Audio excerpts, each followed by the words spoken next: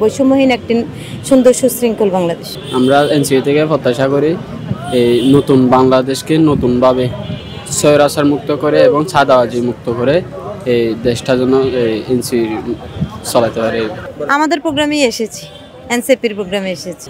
NCP হচ্ছে নতুন বাংলাদেশ গড়বে, সেই আজকের এই দিনে এক দফার ঘোষক নাহিদ ইসলাম ঘোষণা দিয়েছিল হচ্ছে ঢাকার উদ্দেশ্যে এক দফা দাবি নিয়ে হচ্ছে সরকার পদত্যাগের মানে উদ্দেশ্য নিয়ে আমাদেরকে এই ঢাকায় আসার জন্য আহ্বান জানিয়েছিল। সেই সুবাদে আজকের সেই দিনেই আজকে আবার সেই শহীদ মিনারেই আমাদেরকে একত্র হওয়ার ঘোষণা দিয়েছে নাহিদ ইসলাম। আমাদের নতুন বাংলাদেশ কিভাবে গড়ব এবং সুন্দর স্বপ্নের সেই নতুন বাংলাদেশ গড়ার লক্ষ্য এবং জুলাই সনদ বাস্তবায়নের উদ্দেশ্যে আজকের প্রোগ্রাম। কেমন বাংলাদেশ প্রত্যাখ্যান করছে যে আগে যেরকম বৈষম্য ছিল ওরকম বৈষম্য যাতে না থাকে, বৈষম্যহীন একটি সুন্দর সুশৃঙ্খল বাংলাদেশ।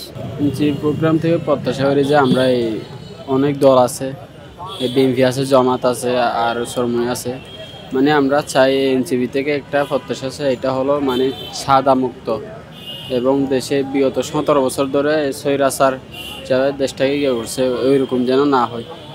আমরা এনসিপি থেকে প্রত্যাশা করি এই নতুন বাংলাদেশকে নতুনভাবে স্বৈরাচার মুক্ত করে এবং চাঁদাবাজি মুক্ত করে এই দেশটা যেন এনসিপি চালাতে পারে।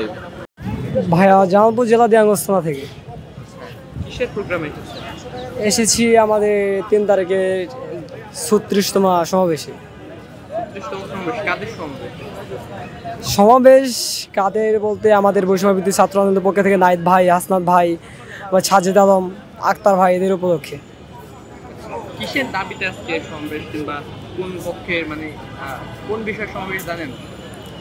তো ভাইয়া আমাদের দাবি হলো যে কি আমাদের ভাইদের হত্যা করা হয়েছে, এটার এখনো বিচার হয় নাই। আমাদের অনেক মানে গোপালগঞ্জ গিয়েছিল সাজ্জাদ আলম ভাইরা, হাসান ভাইরা, তাদেরকে গোপালগঞ্জে হামলা করেছিল, এটার এখনো বিচার হয় নাই। তো প্রশাসন কি করে এটার জন্য আমরা আজকে না এখানে হামলার দাবিতে বিচারের দাবি, আমরা বিচারের দাবিও চাই এবং কি আমাদের মানে আগে যে হত্যা করেছিল ওই হত্যারও বিচার আমরা চাই। এনসিপি জি জামালপুর এসেছি আপনার 200+। এসেছি আমাদের দলকে আমরা ভালোবাসি এবং কি আমরা ঢাকা শহর ঘোরার জন্য এসেছি।